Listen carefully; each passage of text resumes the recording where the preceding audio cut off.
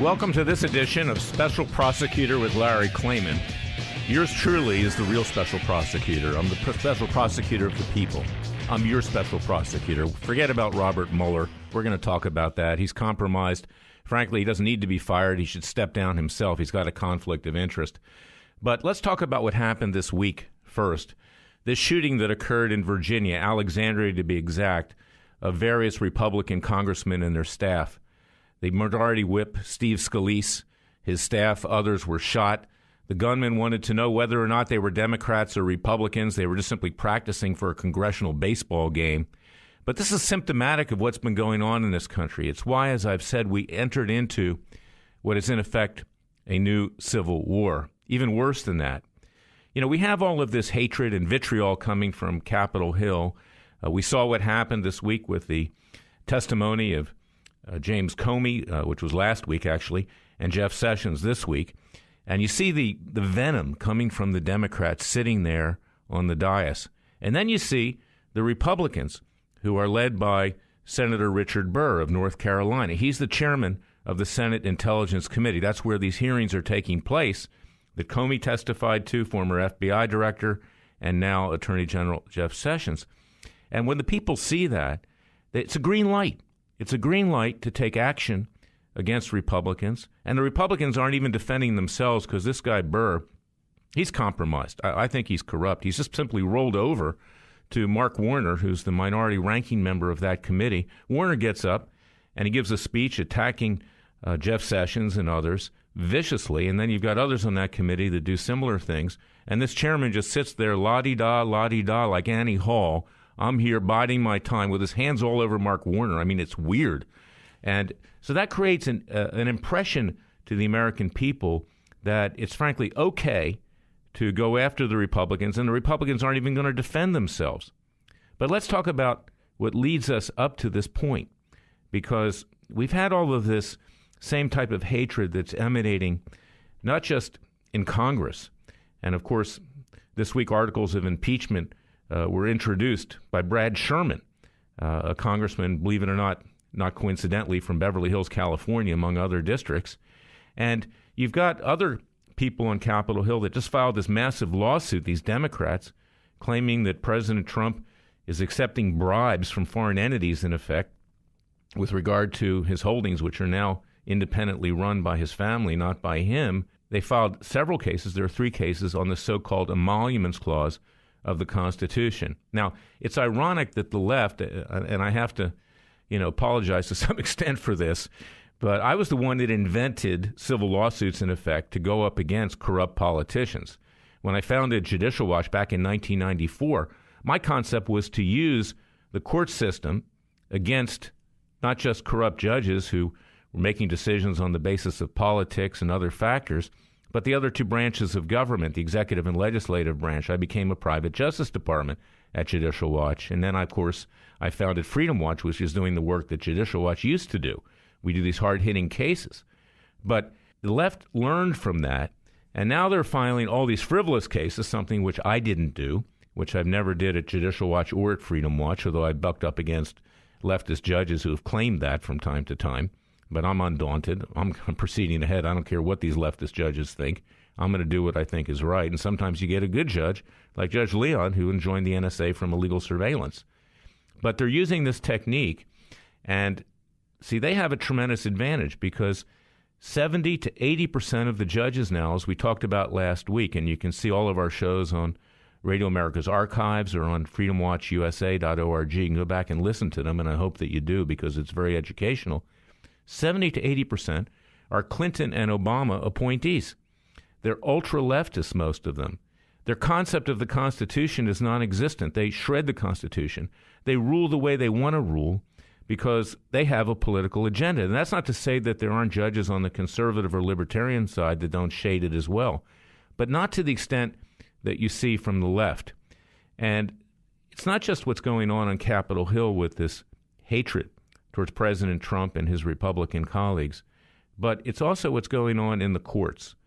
And statements are made. Just this week, the Ninth Circuit issued another ruling that Trump's so-called travel ban, which isn't a travel ban at all, simply a moratorium on immigration from 6 predominantly Muslim countries until a better vetting system can be determined, so we don't turn into London, England, or France or Europe, which frankly is going up in flames. I mean, literally a building went up in flames this week. I doubt they'll even say whether it was the result of terrorism or not. At this point, the Prime Minister of England is fighting for her job. I don't think she wants to admit another terrorist attack on her watch. She's about ready to fall from power.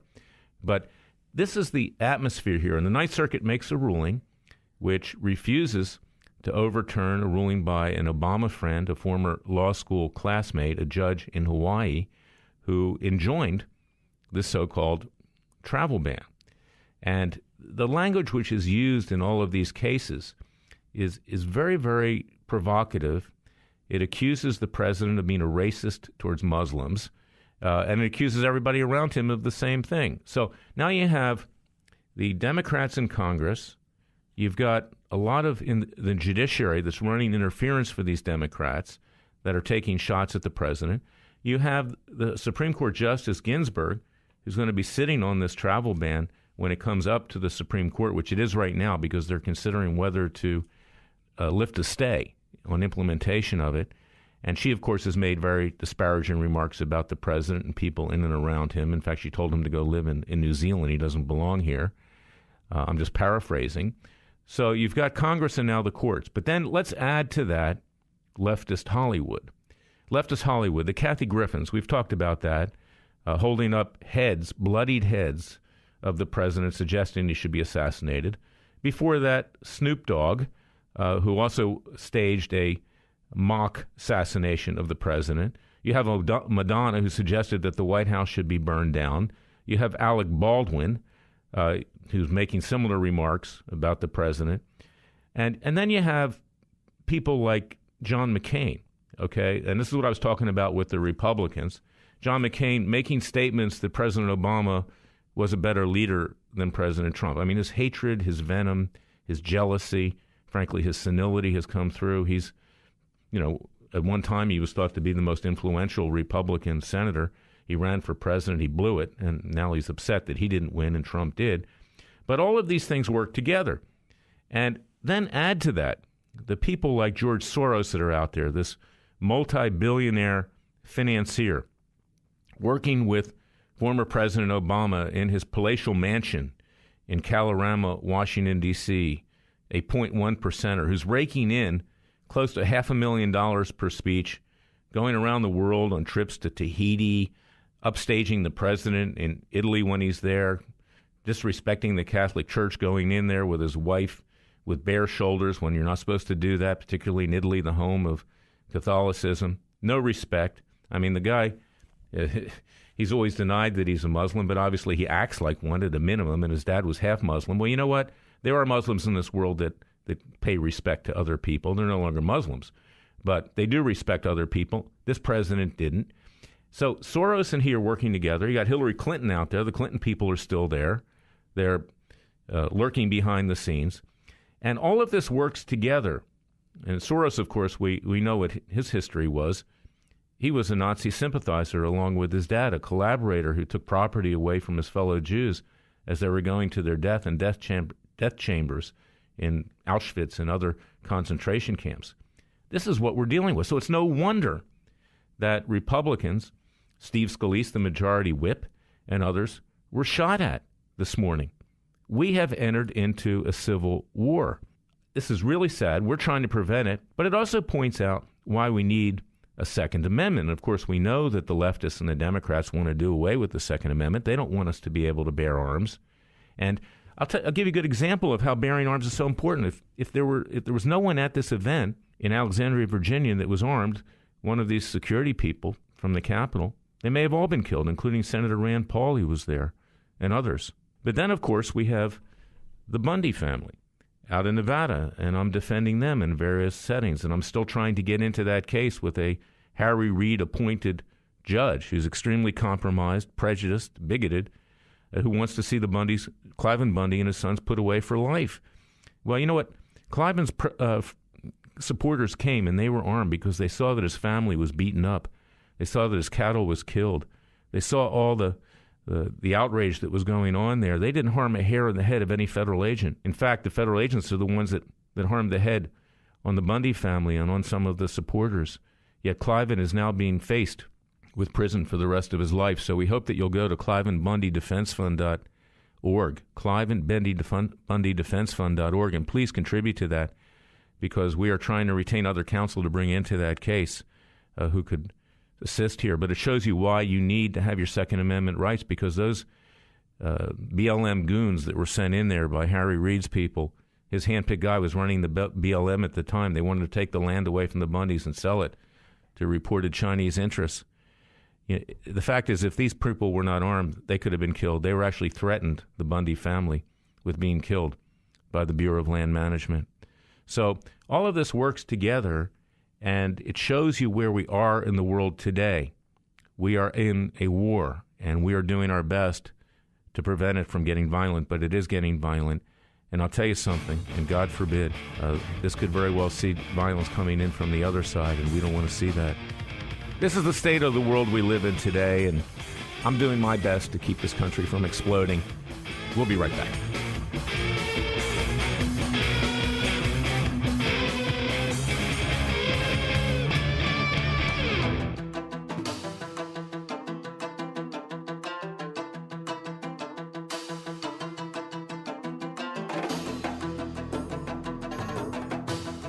Fearless. This Klayman, he's crazy, he's racist, he's out to kill the Democrats. Dangerous. You don't care, he uses the court and the law. Lethal. This is bad. Special Prosecutor Very bad.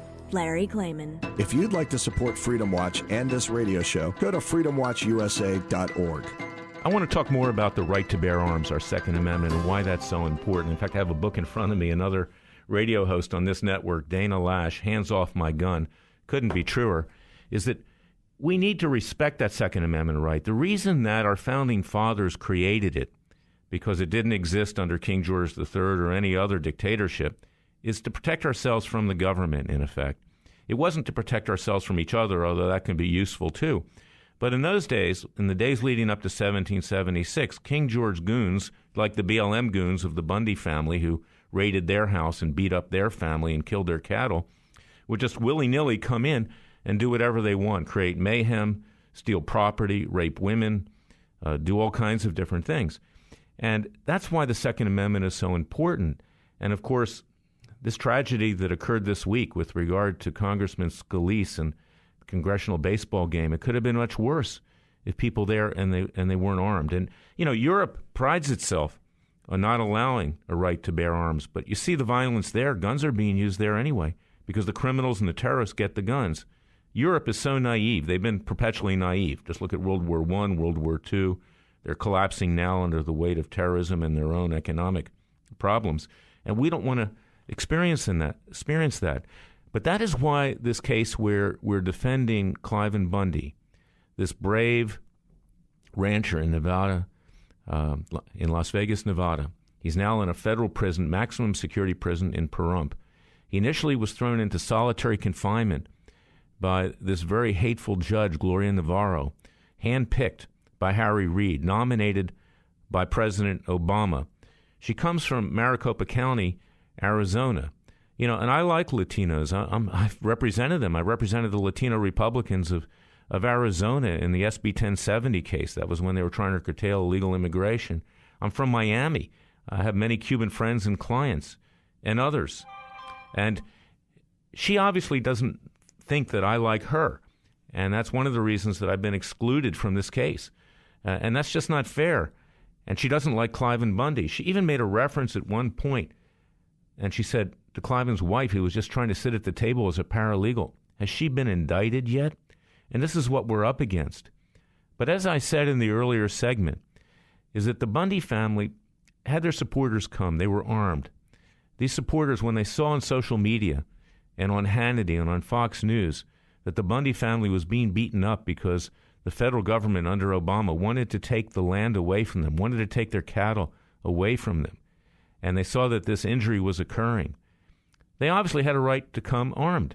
I mean, that's perfectly legal in Nevada and all other states. And in some states, you can even carry without having it concealed. But yet, it turned out that Klayman Bundy and his sons were the ones that were indicted. And this is why you, the American people, need to support us. I'm handling this case in my private capacity. I'm still fighting to get in. I'm going to be up at the Supreme Court soon, asking them to direct Judge Navarro to let me in as counsel. You know, in a criminal case, you can't keep a lawyer out from defending a client unless he's on the edge of being disbarred. And even then, it's difficult because you have a Sixth Amendment right. It goes along with our Second Amendment right. It goes along with the First Amendment right here to protest peacefully. And this is a case which is so important. I took it, and I agreed to represent Klayman Bundy willfully, and also because I admire what he did and the people around him. They stood up to the oppression of Obama, the tyranny of Obama and of Harry Reid, and now of this judge. And we have nothing to be ashamed of. And that's why we need your support, because you see what happened in Virginia this week can happen to you. And Klayman Bundy is there for you. And we cannot let the government put him away for life. I mean, he's already in his 70s. Are you kidding me? He didn't hurt anybody. And even if he owed the government money, which he doesn't, he claims that the government doesn't own that land, the federal government, that the state of Nevada owns that land. Even if that was the case, it doesn't give you the right to come into your house and completely terrorize your family and harm them. I mean, that's what happened in the days leading up to the revolution. King George III wanted to tax the colonies. They didn't want to be taxed, so he busted into their house. It was the same exact thing. Please go to KlaymanBundyDefenseFund.org. KlaymanBundyDefenseFund.org. Please contribute to this defense. It's going to be very, very expensive. We're going to be there for 3 to 4 months. And whether I get into the case or not, and I'm confident that I will in the end, that the Supreme Court will do the right thing now that we have Judge Gorsuch up there making a majority. You know, it's very, very costly. So we need your help. It's for you as well as for Klayman.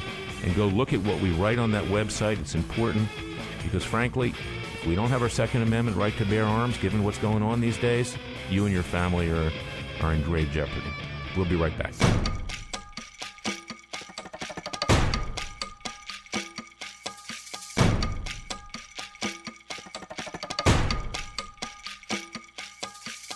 And now, 4 words that make corrupt politicians make wee-wee in their little pants. Transparency and the rule of law will be the touchstones of this presidency. But we have to pass the bill so that you can find out what is in it. Special Prosecutor Larry Klayman. To support Freedom Watch and this radio show, go to freedomwatchusa.org.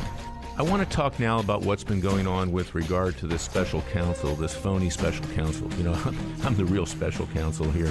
Not that I want to take over this investigation of what's happening with President Trump and this allegation of Russian collusion and influence and everything else. But I want to say at the outset of this, isn't it interesting that the Democrats and the leftists are all concerned about collusion with Russia?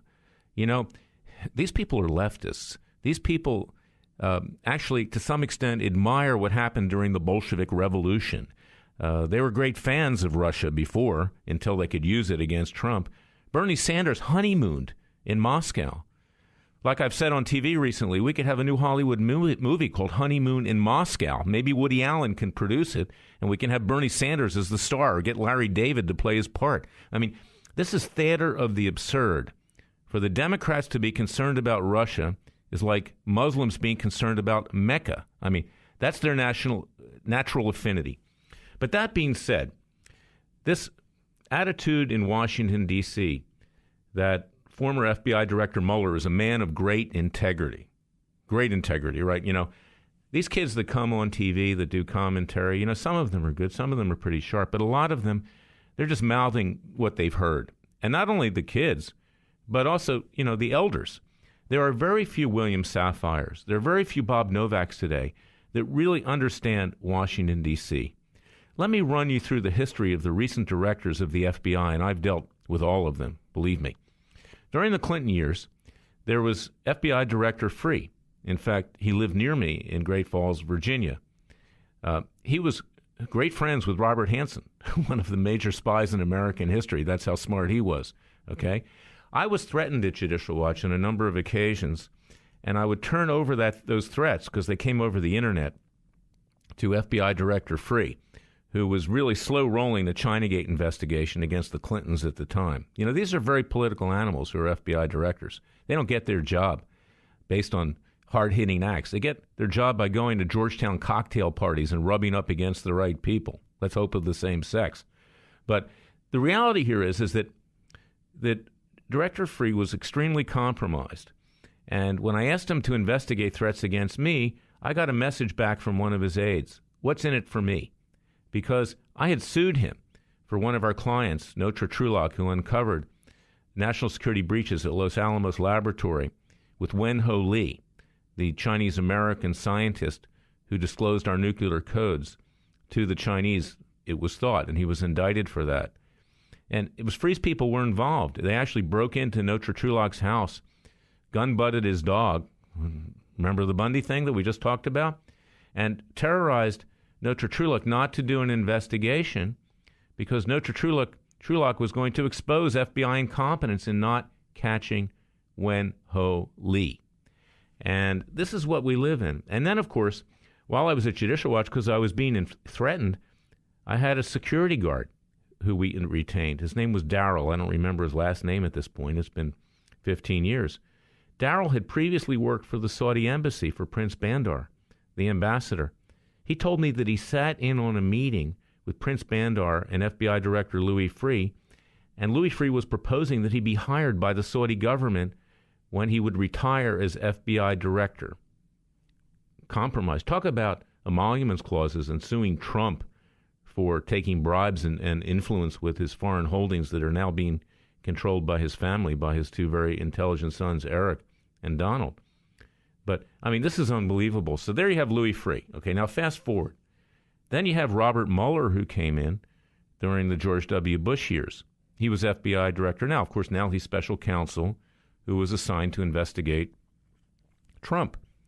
Now, this is a situation here that he is highly compromised.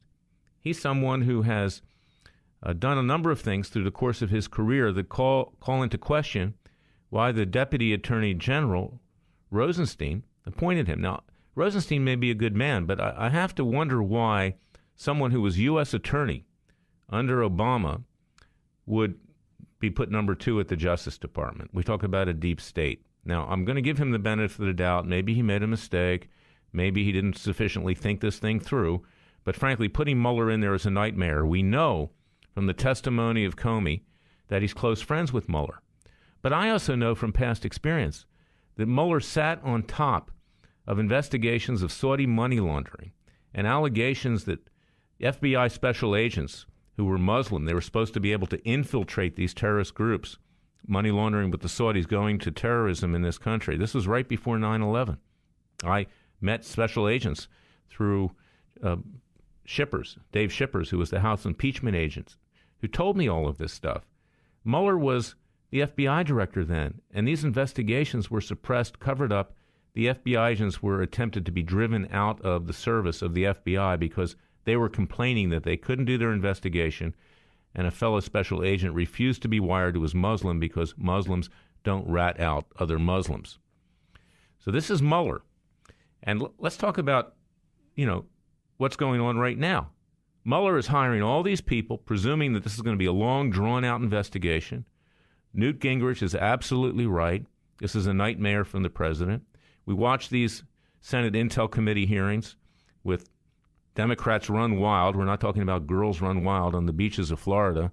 We're talking about Democrats run wild who actually are foaming at the mouth like they're rabid dogs. And the Republican chairman, as I said in the opening, is sitting there with his hands all over Mark Warner like he's his best friend. Let's hope not worse. So this is a situation where Mueller basically has open season to go after the president because even the Republican establishment is trying to stab President Trump in the back. They would like to run their establishment candidate against whoever the Democrats have in 2020. They want Trump out. He's broke up their money train. He broke up their power. They don't trust him, and they want him out. In fact, the day he announced in March of 2015 that he was running for the presidency, he said, look, I know the way it works. As a businessman, I used to bribe all these people legally, legal bribes through contributions, okay? I had them all, bow down to me at their feet. I have no respect for these politicians.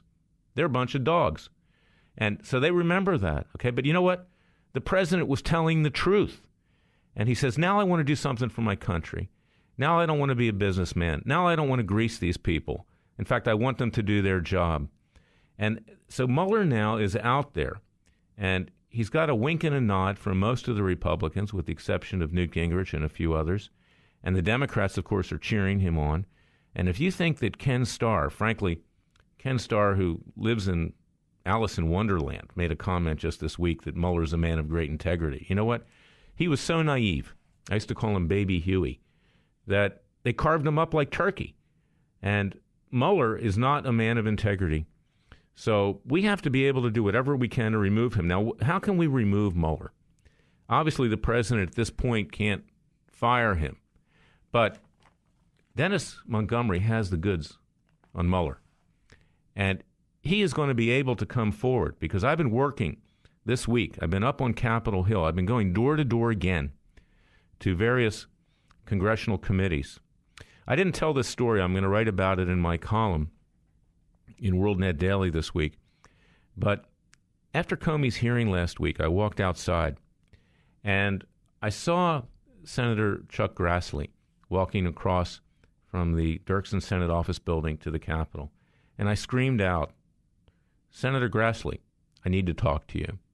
And I'm walking across the mall with him. I spent 15 minutes. Now, he's a little hard of hearing now. He's getting up in age. So I repeated myself 3 times. And I had previously gone to Grassley earlier with Montgomery. But we had to take Montgomery, of course, as you know, he's the whistleblower that knows about all this illegal surveillance of Trump, of Supreme Court justices, judges, me, others, and mass surveillance. I had gone to him 2 years ago when he became head again of the Judiciary Committee. And one of the people that worked for him, Jason Foster, a kind of a punk kid, frankly, dismissed everything that we were telling him and said, go see the Inspector General of the Defense Department. Well, we weren't going to take Montgomery to the Obama Defense Department. I might as well have taken him into the devil's lair. So that's when I went to Judge Lamberth, and I said, Your Honor, we have to do something different. And he suggested we go to Comey. So I went to Comey. Comey buried everything that we gave him under claims, under grants of immunity. He didn't want it out because now we've learned that Comey and the FBI, and this is now the 3rd FBI director I'm talking about in succession, were doing illegal surveillance on the American people. He didn't want it out that he himself was involved. So I explained all of this to Grassley, and Grassley listens to me, and I said, Your Honor, I was trying to be nice to him, and I was trying to butter him up. I said, you're one of the few senators up here who have any integrity. You know, I think in retrospect I was lying, actually. And he says, okay, here's my scheduler. She's going to call you to set up a meeting. Never heard from the scheduler. So I walked into his office this week, right before the testimony of Jeff Sessions. I said, can I please politely talk with the scheduler? I have her name. And she wouldn't come out. I said, I just need 15 seconds. She wouldn't come out. The receptionist tells me, send an email. I mean, that's insulting. I've been a lawyer for 40 years. You know, I have some stature in this town. And the fact that they can't spend 15 seconds, Grassley doesn't want to get into it. They know about this. Instead, he announced this week that he's going to start investigating Trump for obstruction of justice. This is a Republican. So then I walked into Senator Orrin Hatch's office. I have a friend there. I won't use his name. I had tried to brief him for an hour months ago. Didn't hear back from him. I wanted to meet with Senator Orrin Hatch. Didn't hear back from him. They don't want to hear about Montgomery because Montgomery knows that the FBI under Mueller was also doing this illegal surveillance. It is mutual assured destruction in this town. These Republicans are cowards. They also are covering up criminality. They want to destroy the president himself. They're the flip side of the Democrat coin. They're all the same. One, of course, the Democrats, at this point, they're totally evil. But the Democrats are cowards. They don't want to be smeared themselves. They don't want stuff coming out of files from the intelligence agencies. And frankly, they've known about this all the time. You know, it's a club. Let me tell you a quick story here, which you'll get a chuckle about. Years ago, I was at the after party of the White House Correspondents' Dinner, about 5 years ago. I was standing in front of Bill O'Reilly. I had a couple screwdrivers. I'm not a heavy drinker, but I figured I needed to loosen up a little bit that night. And I look over my shoulder, and there's Eric Holder, Attorney General of the United States under Obama, formerly under Clinton. I fought this guy for decades. And I never said hello to him. I don't have great respect for him. But I figured, okay, I'm writing a new book, so a little book material. I want to see how he's going to respond. And I was kind of lubricated at the time. So I turned around and I said, Eric, we've never met. He says, Larry, are you here to serve me with a subpoena? This was the Attorney General of the United States. I mean, unbelievable. So I'm walking to a plane the other day, coming to Washington, D.C. from Los Angeles. And there's Eric Holder in first class. Of course, I'm taking coach. He's going first class. So I don't resent that. That's fine. He wants to spend the money. His law firm, Covington and Burling, this corrupt Democrat law firm, fine, do it. But he looks at me and he says, Larry, what do you have planned next? You know, here I'm his adversary. It's like I'm part of this club, this Washington club. Call me Larry, right? So I said, I don't know, Eric. I was, barbing him a little bit. I said, what do you think I should be doing? And he says, well, I think we got a real problem here. And he was talking about Trump. And I said, well, facetiously, I said, maybe we should work together, Eric. What do you think? You're a man for justice. I say that very sarcastically, and he starts laughing. But, and it was good-natured barbs, but it tells you about Washington is that this is for show. It's not for show for me. I don't want anybody putting their hand on my back. I don't want them thinking that they have me. But the Republicans and the Democrats in this town, it's all the same thing. It's the National League and the American League. They all play for the NFL, and they're all in it to stuff money into their pockets and to get power. And frankly, the American people are left behind. And that's why you have a Larry Klayman and a Freedom Watch and a special prosecutor with yours truly, because you need to know the truth. Special Prosecutor Larry Klayman. And this judge made a political decision. It's up on appeal right now. It will be reversed, but it tells you about what we're dealing with in the judiciary. Investigating and exposing corrupt organizations, institutions, judges, and politicians. We bring lawsuits like the Benghazi lawsuit. We bring lawsuits like the NSA lawsuit. We fight as best we can, and I call it like it is. I'm not holding anything back. It's not just talk. We filed a lawsuit this week, as I promised many times in the past, against the FBI, the NSA, that's the National Security Agency, CIA, and others over illegal mass surveillance. Special Prosecutor Larry Klayman.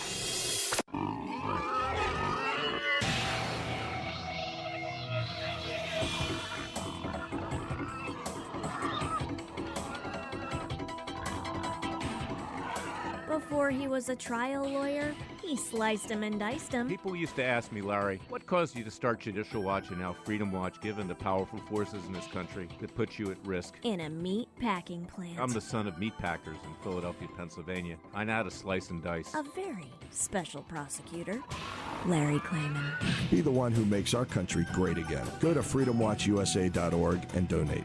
These are the times that try men's souls. Those are the words of Thomas Paine. And in fact, ironically, we're feeling a lot of pain in the United States today. We just had a massacre in Alexandria, Virginia. Thank God no one was killed, but this is just what's on the horizon. Just a few weeks ago, the minority leader of the House of Representatives, Nancy Pelosi, was in California with the retiring head of the Democratic Party. It was in Sacramento. And they were screaming, "Excuse the French," over and over again. Trump. And Nancy Pelosi was laughing and clapping and carrying on. And we saw her yesterday with her phony crocodile tears with regard to the Republicans that were shot. I don't think it was sincere. She, in fact, and her colleagues are largely responsible for the civil war which the left has started to wage against the right and against everybody that disagrees with them. Now is the time to rise up. Now is the time to resurrect Batman. In fact, Adam West died just a few days ago, and he was laid to rest last Wednesday in Los Angeles, California. You know, we have judges, as I've discussed, who violate the rule of law. They have no respect for it. 70 to 80% of the judges in our federal system today were appointed by Clinton or Obama. They pervert the law. There are some good ones, but very, very few and far between. We now have to seek peaceful, nonviolent ways to bring this country back. We have to use extrajudicial ways to restore the rule of law like Batman did. He didn't go to the courts. He did it himself. And that's what we have to do. But we're not like the left. We're not for violence. We're not to destroy this country. We're going to build it back up in the vision of our founding fathers. And as far as the investigations of President Trump and the people around him, they're a sham.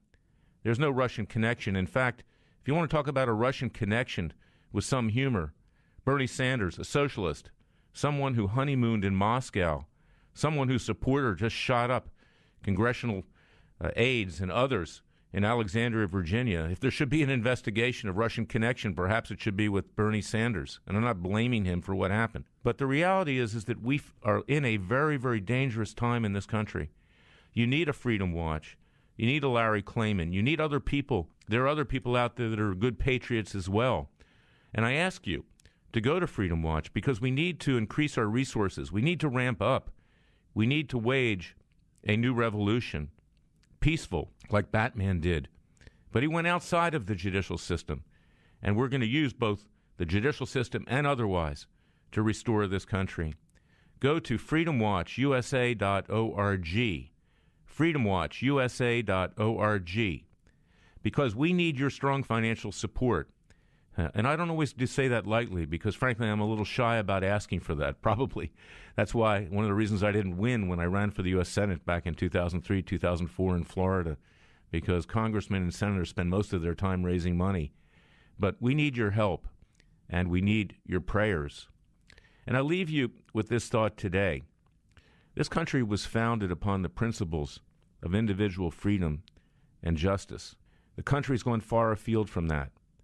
Our president is under siege. This may be our last chance to have a country, to bring it back to where it was in 1776 when we declared independence in my native city of Philadelphia.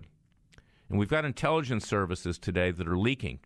Just this week, it was leaked to the Washington Post that Special Counsel Mueller, who's frankly corrupted and should have to resign as special counsel, was investigating Trump for obstruction of justice. This is supposed to be confidential. It's a grand jury. It's not something which is supposed to be public. And they've done it again. Between Mueller and Comey and the rest of them, this country is in grave peril. And we need to speak up.